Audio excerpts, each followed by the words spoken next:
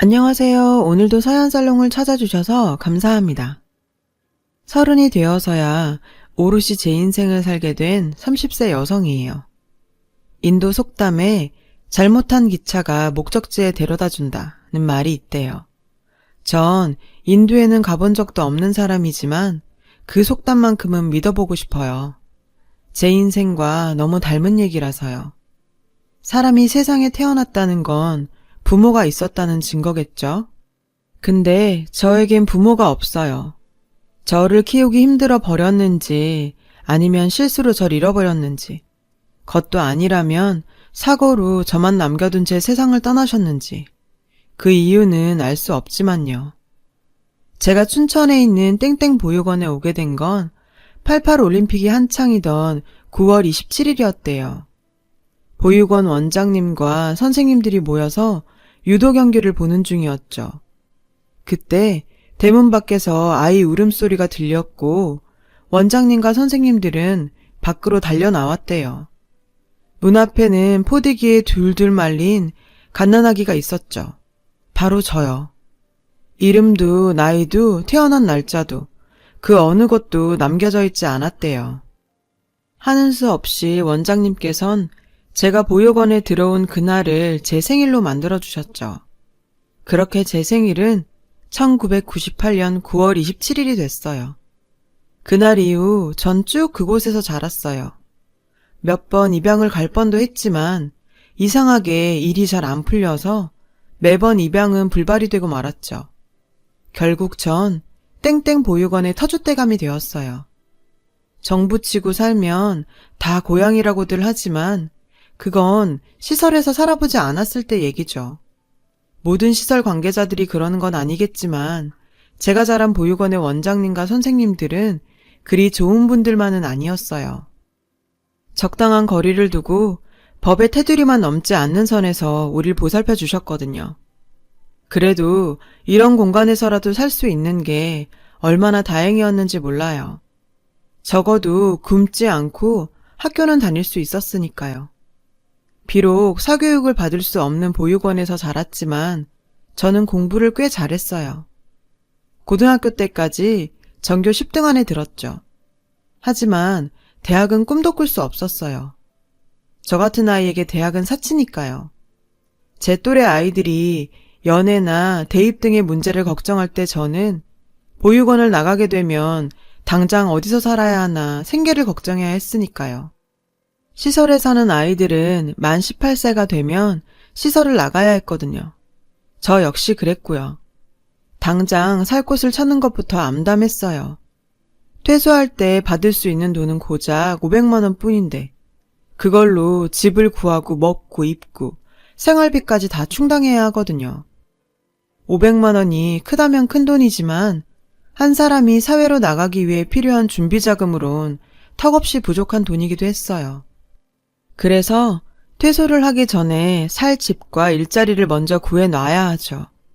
시설에 사는 아이들은 만 18세가 다가오면 모두 이런 현실적인 문제에 직면하게 돼요. 그리고 그건 저에게 해당되는 일이었고요. 어김없이 저에게도 퇴소 날짜는 다가왔어요.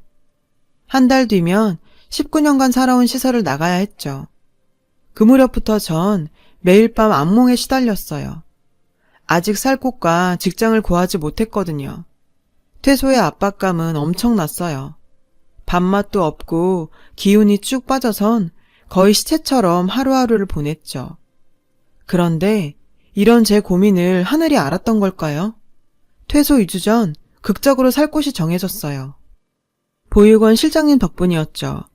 보시기에 제 처지가 딱했는지 보육원을 나간 언니들한테 전화를 돌리셨었나 봐요. 그중 안산에 살고 있는 저희 보육원 출신인 수정 언니가 절 받아주겠다고 한 거죠. 수정 언니는 어렴풋이 얼굴이 기억나기는 하지만 저랑은 나이 차이도 많이 나고 그다지 친한 사이는 아니었어요. 같이 어울려 논 기억이 없거든요. 하지만 선택의 여지가 없었죠. 당장 나가 살 곳이 필요했고 절 받아주겠다는 사람은 수정 언니뿐이었으니까요. 그렇게 전 고등학교 졸업식을 마치고 바로 수정 언니가 사는 안산으로 갔어요. 언니가 사는 집은 작은 부엌과 욕실이 딸린 복층 오피스텔이었는데 딱 봐도 한 사람 정도 살면 맞을 공간이었죠. 언니는 조금 넓은 1층을, 전 매트리스와 앉은뱅이 책상 하나가 겨우 들어가는 2층을 쓰기로 했어요. 월세와 공과금, 그리고 생활비는 반반 내는 조건이었고요. 솔직히 저한테는 이 정도도 감지덕지였어요. 가끔 언니 남자친구가 집으로 찾아오면 전 자리를 피해 밖에서 서너 시간을 보내야 했어요. 알바 끝나고 땀에 쩔어 집에 왔는데 언니 남친이 와 있으면 정말 짜증이 났죠. 그래도 어떡해요, 얹혀 사는 주제에. 그땐 조용히 나와서 근처 찜질방으로 향했어요. 씻고 수면실에서 자고 있으면 몇 시간 뒤 들어오라는 문자가 오죠. 그제야 전 피곤한 몸을 이끌고 집으로 향했어요. 그래서 언니가 남친과 헤어졌다고 했을 때 정말 좋았어요. 이제 찜질방도 안녕이구나 했죠. 근데 안타깝게도 얼마 안 돼 수영 언니는 다른 남자를 사귀게 됐고 여전히 종종 찜질방을 이용해야 했죠. 당시 전 오전엔 편의점에서 일을 하고 저녁 땐 고깃집에서 알바를 하고 있었어요. 하루 2탕을 뛰고 나면 몸은 힘들지만 월세 보증금이라도 모으려면 어쩔 수 없었어요. 같이 사는 수정 언니는 근처 골프장에서 캐디로 일해요. 보니까 벌이가 꽤 괜찮은 것 같더라고요. 게다가 일 특성상 비가 오면 일 안 나가고 그렇게 집에서 쉬기도 하고요. 그래서 처음 언니 집에 들어올 때 저도 언니 따라 캐디 일을 배우고 싶다고 했었죠. 그랬더니 언니가 한사코 반대를 하더라고요. 혼자 쉽게 돈 벌려고 그러나 조금 서운했는데 알고 보니 그 반대였더라고요. 하루에 2만 보 이상 걸어야 할 정도로 힘든 일인데다 사람들 인식이 그리 좋지 않더라고요. 골프장은 주로 연세가 있는 분들이 찾는데 어린 캐디들한테 반말은 기본, 함부로 대하거나 심지어 성추행을 하는 일도 다반사였고요. 언니가 한사코 반대했던 것도 이 때문이었죠. 이제 막 고등학교를 졸업한 아이한테 그런 일을 당하게 하고 싶지 않았대요. 수정 언니 얘기를 들어보니 세상에 돈 버는 일 중 쉬운 일은 없다는 걸 알 수 있었어요. 그래서 전 힘이 들더라도 내 한 몸 부지런히 뛰어서 돈 버는 걸로 만족하기로 했어요. 암튼 그렇게 2년 정도 수정 언니 집에서 같이 살다가 언니가 남친과 결혼을 하게 돼서 그 집을 나오게 됐어요. 이제 정말 혼자 세상에 버려진 것 같았죠. 그동안 식당과 편의점, 전단지 알바 등등 각종 아르바이트를 하며 모았던 돈으로 보증금 300에 월 30짜리 원룸을 얻었어요. 월 30이 얼마 안 되는 돈 같지만 저 같은 하루살이한텐 엄청나게 압박이 되는 돈이었죠. 밤낮으로 여러 탕의 알바를 소화하느라 몸은 힘들었지만 그래도 남에게 손 벌리지 않고 생계를 이어갈 수 있었고 적은 돈이지만 적금도 붓고 살 수 있었습니다. 제 인생에서 나름 행복했던 순간이에요. 하지만 신은 장난꾸러기라서 인간의 행복을 가만히 보고 있지 못한다죠. 그러던 어느 날이었어요. 지친 몸으로 늦은 퇴근길에 나섰고 인적 드문 사거리쯤 왔을 때 건널목을 건너다 뺑소니 사고를 당했어요. 캄캄한 밤 순식간에 달려와 절 치고 간 거라서 전 가해 차량에 대해 아무것도 기억이 나지 않았어요. CCTV는 물론 목격자도 없었죠. 그렇게 전 병원 신세를 져야 했어요. 돌봐줄 사람도 나 대신 일을 처리해줄 사람도 없이 한 달여간 병원 신세를 지게 된 저는 그 후 엄청난 빚에 시달려야 했어요. 뺑소니였기에 병원비를 고스란히 떠안아야 했거든요. 그뿐인가요? 입원 기간 동안 일을 쉬었으니 수입은 제로였고 다달이 월세며 각종 세금은 따박따박 나가야 했으니까요. 결국 전 대부업체에서 대출을 받아 병원비를 정리했어요. 그걸로 모자라 결국 월세반 보증금까지 헐어먹게 됐어요. 할 수 없이 전 퇴원을 강행했죠. 의사 선생님은 아직은 안 된다고 하셨지만 엄청난 대출 이자와 월세, 그 밖의 생활비의 압박에 어쩔 수 없었어요. 그렇게 전 몸도 온전히 추스르기 전에 돈 때문에 다시 일을 시작해야 했어요. 밤마다 온몸이 부서지는 것 같은 고통이 몰려왔지만 참을 수밖에 없었어요. 대부업체로부터의 불법 주심을 당해보면 육신의 고통은 끔찍한 시달림에 비하면 아무것도 아니란 걸 알 수 있거든요. 하루하루가 지옥 같은 날의 연속이었어요. 결국 전 일을 늘리고 지출을 막아야 했어요. 하지만 이미 제 생활에서 더 이상 줄일 수 있는 부분은 없었죠. 먹는 걸 줄이는 것밖엔 방법이 없었어요. 일하던 식당에서 먹는 점심밥이 제 유일한 끼니였어요. 식당 일이 바빠 끼니를 거르게 되는 날은 생으로 종일 굶어야 했고요. 편의점에 삼각김밥이라도 하나 사 먹고 싶었지만 그 정도 여유도 제겐 없었어요. 요즘 같은 세상에 굶고 사는 사람이 어디 있겠냐 하겠지만 의외로 나와 같은 처지의 사람들이 꽤 있더라고요. 일을 하면서도 배불리 먹을 수 없다는 건 사람을 정말 초라하게 만들었어요. 그렇게 22살 겨울, 제 인생은 끝도 없는 터널 속에 처박혀 허덕이고 있었죠. 그런 저를 구해준 건 식당 사장님의 친구분이었어요. 젊은 사람이 어떻게 그러고 살아? 아가씨, 그러지 말고 선 한번 볼래? 남자가 학벌도 좋고 인물도 좋아. 이름만 대면 알만한 대기업 출신이고 게다가 돈이 엄청 많다니까. 결혼만 하면 아가씨는 평생 돈 걱정 안 하고 살게 될 거야. 솔직히 솔깃했지만 한편으론 의심이 가기도 했어요. 그렇게 좋은 조건의 남자가 왜 나 같은 여자를? 하지만 내 처지를 생각하면 그런 의심 따위는 문제가 아니었죠. 그래서 정말 제 빚도 다 갚아주시는 거죠? 그렇다니까. 시어머니 자리도 얼마나 좋은지.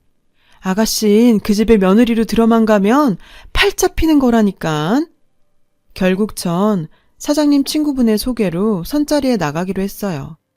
약속 장소에 나가보니 남자는 먼저 와 있더군요. 나이는 40대 초반 정도 돼 보였는데 소개해준 아주머니 말대로 잘생긴 데다 귀티가 난다고 할까? 많이 배운 사람 같다고 할까? 암튼 저와는 다른 세계 사람 같았어요. 근데 이 자리가 불편한 건지 제가 마음에 안 드는 건지 남자는 어두운 표정으로 말없이 그저 앉아있을 뿐이었죠. 전 어떻게든 남자 눈에 잘 보이려고 이런저런 얘기를 떠들어댔죠. 솔직히 제가 말을 하면서도 내가 지금 무슨 소리를 하는 거지 싶을 정도로 정신이 없었어요. 그때였어요. 제 눈에 남자의 휠체어가 들어온 건. 남자의 상대로 왜 나 같은 여자가 뽑혔는지 그 이유가 궁금했는데 바로 이거였죠. 남자에겐 두 다리가 없었어요. 휠체어에 앉아 담요로 하반신을 덮고 있었지만 두 다리의 부분이 비어있는 건 충분히 알아볼 수 있었거든요. 그러고 보니 제가 안으로 들어설 때도 남자는 자리에 앉아 있었기에 전 남자가 앉아있는 의자가 휠체어였다는 걸 생각도 못했던 거죠. 황당한 내 표정을 읽은 남자는 그제야 처음으로 입을 열었어요. 10년 전 사고로 두 다리를 잃었어요. 평생 일어설 수도 걸을 수도 없어요. 그쪽은 아직 나이도 어리고 앞으로 할 수 있는 일도 많을 텐데 왜 이런 자리에 나왔어요? 왜 나 같은 남자랑 결혼하려는 거냐고요. 지금이라도 거절하세요. 그리고 당신 인생 사세요. 그깟 돈 몇 푼에 하나뿐인 인생 헐값에 팔 생각 말고. 남자는 경멸에 찬 눈빛으로 절 쏘아보며 말했어요. 그런 남자의 시선을 온전히 받으며 전 얘기했죠. 전요, 지금 단돈 100원이라도 준다면 날 팔고 싶은 심정이에요. 그깟 돈 몇 푼에 제 인생은 이미 복구할 수 없을 정도로 망가져버렸으니까요. 이 결혼 아니면 전 제 몸속에 장기라도 빼서 팔아야 해요.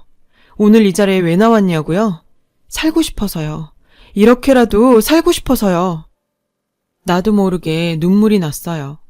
도대체 나란 인간은 왜 태어나서 이러고 사는 걸까? 난생 처음 보는 남자 앞에서 그간 내가 살면서 노력했던 모든 것들을 부정당하면서 돈 몇 푼에 몸 팔러 온 여자 취급을 당해야 하는 걸까? 차라리 태어나지 않았더라면, 그랬다면 이런 꼴도 보지 않고 좋았을걸. 하는 생각에 감정이 복받쳐서 눈물을 멈출 수가 없었어요. 휠체어에 앉아있던 남자는 그런 나를 보자 아무 말 없이 고개를 숙이더군요. 한참을 울고 난 나는 결심을 굳혔어요. 이 결혼 하겠다고. 이 지옥 같은 생활을 벗어날 수만 있다면 전 이런 결혼 10번이고 20번이고 할 수 있어요. 그러니까 어차피 여자가 필요한 거라면 제가 할 수 있게 해주세요. 제발 부탁드려요. 그렇게 처음 보는 남자한테 결혼을 구걸하고 집으로 돌아왔어요. 그리고 다음날 시어머니한테 전화가 왔고 이후 모든 일은 일사천리로 진행되어 얼마 뒤 전 남자의 집으로 들어가 살게 됐어요. 그리고 그해 겨울 23 나이에 19살 연상의 남자와 결혼을 했어요. 남편은 어머니와 단 둘이 살고 있었는데 엄청나게 큰 저택에는 일을 도와주는 도우미 아주머니도 간병인도 없었어요. 동네 슈퍼 아주머니가 그러시는데 며느리 들인다고 얼마 전 모두 내보냈다고 하더군요. 결국 전 이 집에 일꾼으로 들어온 셈이었죠.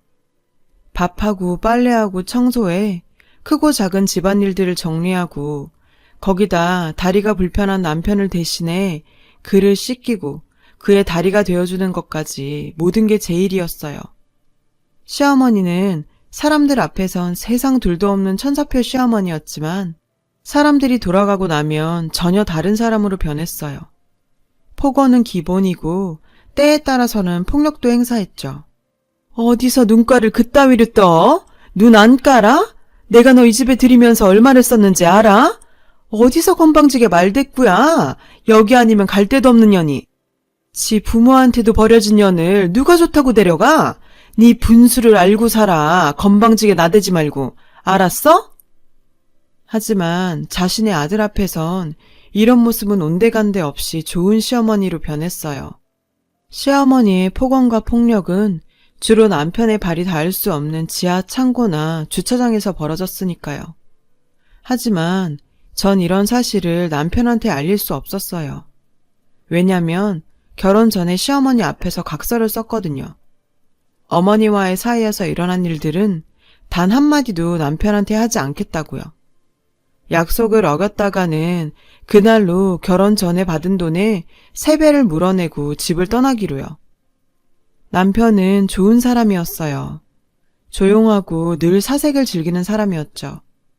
책을 좋아해서 하루의 대부분을 서재에서 보내곤 했어요. 처음엔 저랑 눈도 안 마주치던 사람이 언젠가부터는 제가 어머니 눈을 피해 잠시라도 쉴 수 있도록 절 데리고 외출을 하기도 했죠. 남편은 정말이지 따뜻한 사람이었습니다. 주로 미술관이나 한적한 호수, 서울 외곽 카페에 가서 몇 시간씩 시간을 보내고 왔어요. 남편과 데이트를 즐기는 그 시간이 유일하게 어머님의 눈을 피해 쉴 수 있는 시간이었어요. 그러던 어느 날이었죠. 원래 내 꿈은 미디어 아트 디렉터였어요. 제대하고 나서 유럽 배낭여행을 떠났다가 독일 칼스루에 대학에서 열린 전시회를 보게 됐는데 심장이 벌컹벌컹 뛰더라고요. 그때 처음 영상 미디어에 관심이 생겼고 유학을 결심하게 됐죠. 갑자기 아버지가 돌아가시지만 않았다면 아마 그 분야의 공부를 하러 유학을 떠났을 거예요. 아버지가 하시던 사업을 물려받아야 해서 포기했지만요. 당신은 나처럼 포기하지 말아요. 하고 싶은 게 있으면 뭐든 얘기해요. 당신은 할 수 있어요. 내가 도와줄게요. 처음이었어요. 누군가 나에게 포기하지 말라고 말해준 건. 그날 이후 전 남편의 서재에서 남편과 함께 책을 읽고 제가 하고 싶은 일들에 대해 생각하는 시간을 가졌어요. 물론 어머님 눈을 피해서요. 그리고 드디어 제가 뭘 하고 싶은지 조금씩 윤곽이 잡혀가고 있었어요. 그런 데이트라면 데이트 같은 시간을 하루하루 보내면서 남편과 저도 여느 평범한 연인처럼 행복했습니다. 남편의 웃는 모습도 늘어가고 있었죠. 저는 그 웃는 모습이 정말 좋았어요. 어느 날 남편이 좋아하는 우렁 된장찌개를 끓이려고 마트에 들러 장을 보고 돌아왔는데 집 앞에 경찰차와 응급차가 와 있더라고요. 어머님, 무슨 일이에요? 전 현관 앞에 하얗게 질린 채 서 있는 어머님을 보고 물었죠. 어머님은 절 보자 눈물만 뚝뚝 흘리시더라고요. 잠시 뒤 하얀 천에 덮인 채 집안에서 들것에 실려 나온 건 제 남편이었어요. 집에 강도가 들었고 시어머님은 밖으로 도망을 쳤지만 남편은 강도 손에 죽임을 당한 거였죠. 하늘이 무너지는 것 같았어요. 내 인생의 유일한 내 편이었던 남편이 이렇게 허망하게 세상을 떠나다니 믿을 수 없었습니다. 하지만 저에게 닥친 시련은 이게 끝이 아니었어요. 남편의 장례를 치르자마자 어머님이 절 부르시더군요. 남편도 죽고 없는 집에 네가 있을 필요가 있겠니? 어차피 넌 네 남편 간병인으로 들이는데 네가 할 일은 끝났으니까 그만 나가라. 참, 죽은 남편 유산을 받겠다는 야무진 꿈은 안 꾸는 게 좋아. 니들 혼인신고는 안 돼 있으니까. 알아들었으면 당장 짐 싸서 나가. 어머님, 제발 이러지 마세요. 당장 나가시라면 제가 어디로 가요? 지금까지 그랬던 것처럼 집안일이라도 돕고 살게 해주세요. 네? 전 어머님 바지가랑이를 붙잡고 사정을 했어요. 하지만 어머님은 매정하게 절 뿌리치셨죠. 결국 전 돈 한 푼 없이 집에서 쫓겨났어요. 제 수중에 있는 돈이라고는 그달 생활비에서 쓰고 남은 100만 원 남짓이었죠. 제가 보육원에서 나올 때보다도 적은 돈이었어요. 그렇게 전 짐가방을 들고 다시 찜질방을 전전하게 됐죠. 그리고 한 달 뒤 전 다시 집에 돌아와 있어요. 어떻게 된 거냐고요? 찜질방을 전전하던 어느 날 전화가 한 통 왔어요. 시아버님 때부터 남편네 집 일을 봐주시던 김 변호사님이었죠. 남편이 유언장을 남겼다는 거예요. 모든 재산을 사실혼 관계인 저에게 남긴다고요. 기적과 같은 일이었어요. 덕분에 전 다시 집으로 들어와 살게 됐고 전 제가 당했던 것처럼 어머님을 집에서 내쫓아버렸어요. 왜냐고요? 남편이 제게 남긴 편지를 통해 알게 됐거든요. 어머님이 남편의 친엄마가 아니란 사실을요. 저 여잔 시아버님의 비서였는데 어머님이 돌아가시자 아버님을 유혹해서 결혼을 했고 그렇게 이 집에 들어온 거였어요. 근데 야속하게도 결혼하고 바로 아버님이 돌아가셨고 이전에 만들어 놓은 유언장엔 어머님 얘기는 없었던 관계로 모든 재산은 유일한 혈육인 아들한테 남긴다는 아버님의 유언대로 남편한테 간 거죠. 어머님과 사이가 안 좋았던 남편은 어머님을 내쫓으려 했지만 그때 교통사고로 하반신을 다치면서 그냥 함께 살게 된 거였고요. 어머님한테는 제 남편이 눈엣 가시였어요. 남편만 죽으면 그 재산이 다 자기 거였으니까요. 그래서 기를 쓰고 결혼을 막아왔고 집안 어른들 때문에 그게 쉽지 않자 혈육이 없는 천의 고아인 저를 데려다가 며느리랍시고 아들 병수발에 집안일까지 부리며 살았던 거죠. 솔직히 저 없을 때 집에 강도가 들었다는 것도 의심스럽지만 증거가 없으니 심증만 가질 뿐이죠. 다시 집에 들어가던 날 전 어머님한테 처음으로 제 속에 있는 말을 다 쏟아냈어요. 어머님, 이제 어쩌죠? 이 집에서 나갈 사람은 제가 아니라 어머님이신 것 같은데요. 저랑 남편 혼인신고가 안 돼 있다고 남편 재산이 모두 어머님 찾은 줄 아시는 모양인데 제 남편 그리 허술한 사람 아닌 거 어머님도 아시잖아요. 김 변호사님한테 아직 연락 못 받으신 모양인데 이 집 그리고 남편 명의의 부동산과 주식 그 밖에 은행 잔고는 모두 사실혼 관계인 제 앞으로 남긴다고 유언장을 남겼다지 뭐예요. 근데요, 전 어머님한테 당한 걸 이 정도로 끝내지 못하겠어요. 제 남편이 교통사고를 당한 것도 그렇고 갑자기 강도손에 죽임을 당한 것도 그렇고 너무 의심스럽거든요. 어머님이요. 솔직히 물증은 없어요. 근데 심증은 가요. 전 어머님이 제 남편 죽인 것 같거든요. 그래서요, 이거 한 가지는 약속할게요. 저 죽을 때까지 어머님이 한지 밝혀낼 거예요. 그래서 어머님이 꼭 벌받게 할 거라고요. 그러니까 절대로 죽지 마시고 제가 증거 잡을 때까지 구차하게라도 연명하고 계세요. 아셨어요? 집에서 쫓겨난 어머님은 몇 날 며칠을 찾아와 집 앞에서 행패를 부렸고 전 경찰에 어머님을 신고했어요. 결국 어머님은 접근 금지 명령을 받게 됐죠. 전 아직도 업체를 통해 남편 죽음의 진실을 밝히려고 노력 중이에요. 아직은 뚜렷한 물증이 없지만 언젠가는 밝혀지리라 믿고 있어요. 그리고 대학 진학을 준비하고 있어요. 사회복지과에 들어가서 공부를 해보려고요. 궁극적으론 사회복지사가 되어서 저처럼 어려운 친구들을 돕고 싶거든요. 비록 저는 잘못한 기차를 타고 운 좋게 목적지에 도착했지만 그게 흔한 일은 아니잖아요. 제 인생은 제 잘못도 아닌데 태어날 때부터 잘못된 것처럼 살았어요. 그래서 저와 비슷한 처지의 친구들만큼은 제대로 기차를 타고 목적지에 도착할 수 있도록 돕고 싶어요. 그래서 제 인생의 가장 어두운 시기에 제게 찾아와 제가 제 인생을 찾을 수 있도록 도와준 남편처럼 저도 누군가에게 도움이 되고 싶으니까요. 지금까지 제 사연을 들어주셔서 감사드리고요. 여러분도 꿈 잃지 마시고 오늘도 견디며 꿋꿋이 살자고요. 여러분, 사연 댓글에 응원과 현명한 조언 부탁드려요. 좋아요와 구독은 저에게 큰 힘이 됩니다. 오늘도 좋은 일 가득하세요.